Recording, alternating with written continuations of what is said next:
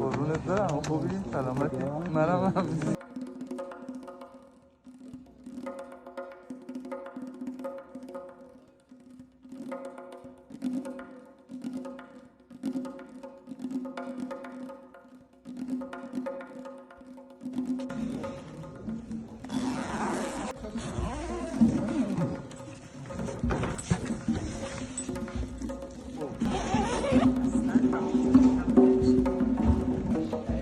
من محمد هستم از تورنتو کانادا اومدم. سلام، من علیرضا هستم از کاردیف اومدم. سلام، من اسمم ژوپین هستش. من از نزدیک فرانکفورت میام. از تورنتو اومدم برلین. سلام، من مصطفی هستم از برلین. سلام، من شروین هستم از سوئد. حدود 3 سال است که با استاد معصومی دارم کار میکنم و حدود 4 یا 5 سال است که کلا دارم ساز میزنم.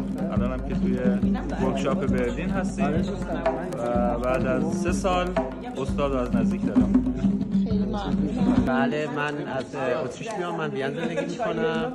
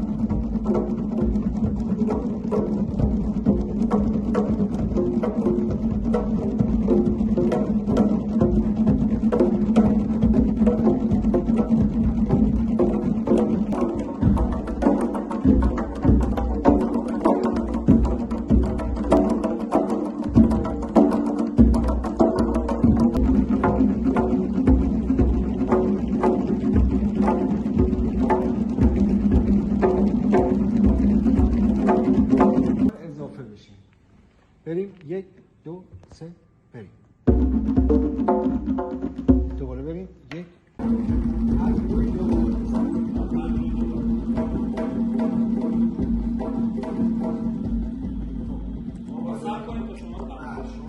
بریم 3 4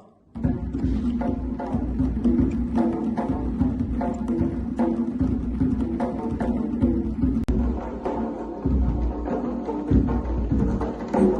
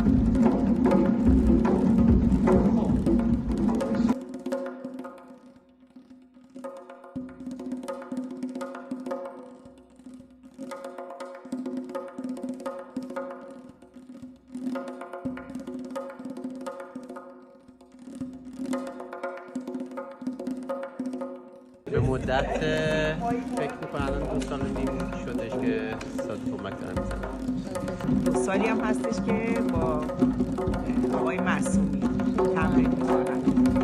6 ماه 7 ماه دارم ساز تنبک یاد میگیرم از استاد معصومی و امروزم که اومدیم کارگاه آموزشی چطور میشه تنبک میشه و 1 سال و نیم تا 2 سال تنبک میشه آقای معصومی میزنم. 1 ساله که دارم تنبک میزنم.